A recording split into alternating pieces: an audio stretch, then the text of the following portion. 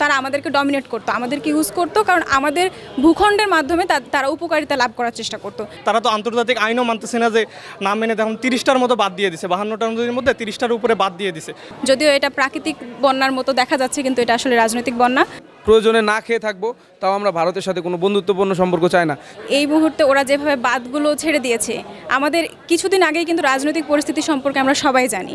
আমাদের বন্ধু রাষ্ট্র আসলে ভারত ছিল কি না, এটা আমরা সবাই কিন্তু বুঝতে পারি আসলে। কারণ এটা হয়তো বা এবার মনে হচ্ছে তারা বাঁধ খুলে দিয়েছে, কিন্তু প্রত্যেকবারই দেখা যায় তিস্তা ব্যারেজে কিন্তু এই কাজটা প্রতি বছর হয়, একবার না, প্রত্যেক সেজনে 2বার 3বার পর্যন্ত এই কাজটা হয়ে থাকে। এটা ওরা কিন্তু প্রতি বছরই করে, আর এটা এবার একটু অতিরিক্ত করেছে, কারণ আমাদের সাথে যে শত্রুতা। আর আরেকটা বিষয় দেখা যাচ্ছে যে আমরা বিভিন্ন অনলাইন মাধ্যমে দেখাচ্ছি যে আমরা ভারতের সাথে সম্পর্ক, বন্ধুত্বপূর্ণ সম্পর্ক চাই, কারণ এতদিন যে সম্পর্কটা ছিল সেটা কিন্তু ছিল ডমিনেশন টাইপের সম্পর্ক। তারা আমাদেরকে ডমিনেট করতো, আমাদেরকে ইউজ করতো, কারণ আমাদের ভূখণ্ডের মাধ্যমে তারা উপকারিতা লাভ করার চেষ্টা করতো। যেমন আপনারা শুনেছেন যে একটা রেল লাইন প্রজেক্ট করার চুক্তি হয়েছিল অলরেডি সাবেক প্রধানমন্ত্রী শেখ হাসিনার সাথে, কিন্তু এই চুক্তিটা বাতিল হয়ে গেল। এটা তাদের কত বড় একটা উপকার ছিল, সেটা কিন্তু বন্ধ হয়ে গেছে। এই কারণে তাদের একটা শত্রুতা আছে। এই যে সরকার পতনের সাথে সাথে এভাবে, মানে এই বন্যা কিন্তু 1988 সালের পর আর কেউ দেখে না এরকম বন্যা, ঠিক আছে? এরকম বন্যায় হঠাৎ করে এরকমভাবে যে হচ্ছে সরকার পতনের ঠিক পরে, এটা কি তাদের কোনো প্ল্যান থাকতে পারে? তাদের প্রথম প্ল্যান এ, প্রথম প্ল্যান বি যখন কার্যকর হলো না, তখন কি তারা সি প্ল্যান কার্যকর করার চেষ্টা করছে? হতেও পারে। কিন্তু আমরা বাংলার যে ছাত্র সমাজ, ছাত্র জনতা, সাধারণ মানুষ সবাই এটার জন্য লড়াই করব। আমরা চেষ্টা করছি আমাদের সাধ্যমতো।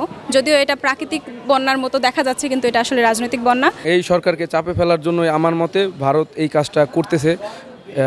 কারণ বিগত 30 বছর 1993 সালে লাস্ট এই বাঁধটা ছাড়া হয়েছিল। তো এর পরবর্তীতে তারা যদি বাঁধ ছাড়ারই প্রয়োজন হতো, তারা আগের দিন ইনফর্ম করতে পারতো বাংলাদেশ মিনিস্ট্রিকে। তো আমার কাছে এটা একটা বাংলাদেশকে, সরকারকে চাপে ফেলা এবং জনগণকে ভোগান্তি দেওয়া ছাড়া আমার মনে হয় এটা কোনো কারণ আছে। আর এই বিষয়টা শুধু এইখানে হইলে একটা কথা ছিল, বর্তমানে তারা আরেকটা বাঁধ ছাড়ছে এবং তিস্তা ব্যারেজও ছেড়ে দেওয়ার একটা পরিকল্পনা তারা নিতেছে। কিন্তু আমরা যেটা বলবো, আমরা এখন প্রস্তুত আছি বাংলাদেশের জনগণ হিসেবে। আমরা ভারতকে টোটালি বয়কট করলাম। তাদের সাথে আমাদের কোনো ধরনের, আমরা প্রয়োজনে না খেয়ে থাকবো, তাও আমরা ভারতের সাথে কোনো বন্ধুত্বপূর্ণ সম্পর্ক চাই না।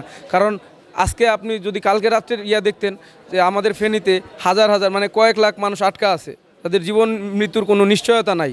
তো এই ধরনের যারা করতে পারে, তারা একদিন আগে জানালে আমরা এখান থেকে কয়েক লাখ মানুষ ইভ্যাকুয়েট করে নিয়ে আসতে পারতাম, কিন্তু আমরা সেটা পারি নাই। তো এই যে একটা রাজনৈতিক চক্রান্ত, বাংলাদেশকে নতুন সরকারকে একটা চাপে ফেলার যে একটা চক্রান্ত, এটা আমরা ফেনী থেকে যে শিক্ষাটা পেলাম, আমরা এখন প্রস্তুতি নিচ্ছি উত্তরবঙ্গের মানুষ যেন সবাইকে উঁচু স্থানে নিয়ে আসা যায়। এবং সুনামগঞ্জেও সেমভাবে আমরা কাজ করছি। আমাদের 3টা টিম গঠন করেছি ঢাকা বিশ্ববিদ্যালয় সাধারণ শিক্ষার্থী ব্যানারে।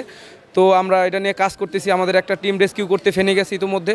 তো আমরা আরেকটা টিম রেডি রেখেছি যে উত্তরবঙ্গের জন্য, এবং আরেকটা টিম আছে সুনামগঞ্জের জন্য। আমরা ফান্ড কালেক্ট করতেছি। আমরা আশাবাদী যে কোনো ধরনের ষড়যন্ত্র নতুন সরকারের দিকে আসুক, আমরা সেটাকে শক্ত হাতে প্রতিহত করব। এবং এই ভারতকে এক বিন্দু আমরা আর ছাড় দিব না। আমরা আজকে থেকে বয়কট করলাম ভারতকে, এবং আপনারা যারা সাধারণ বাংলাদেশি আছেন, তারা ভারতকে সব জায়গা থেকে বয়কট করুন। তাদের টিভি চ্যানেল থেকে শুরু করে তাদের একটা শ্যাম্পু পর্যন্ত আমাদের বয়কট করতে হবে। আমাদের নদীর যে প্রবাহটা, সেই প্রবাহটা তাদের ঠিক করে দেওয়া উচিত। তারা তো আন্তর্জাতিক আইনও মানতেছে না, যে নাম মেনে তখন 30টার মতো বাদ দিয়ে দিছে, 52টা নদীর মধ্যে 30টার উপরে বাদ দিয়ে দিছে। তো এটা তো একটা আনজাস্টিস আমাদের সাথে, কোনো ধরনের জাস্টিস করা হলো না। তারা প্রতিবেশী দেশ হিসেবে, বন্ধু রাষ্ট্র হিসেবে তারা যে দাবি করে তারা বন্ধু রাষ্ট্র, আমাদের অকৃত্রিম বন্ধু, তো এটা তো কোনো একটা বন্ধুর কাজ না যে প্রতি বছর তারা এভাবে কৃত্রিম বন্যা তৈরি করবে। আমাদের এখানে কোনো আগাম জানান দিবে না যে আমরা গেট খুলে দেবো, এখানে পরিস্থিতি খারাপের দিকে যেতে পারে। তো তাদেরকে আমি অবশ্যই এটা বলবো যে তারা সমাধানের দিকে আসুক।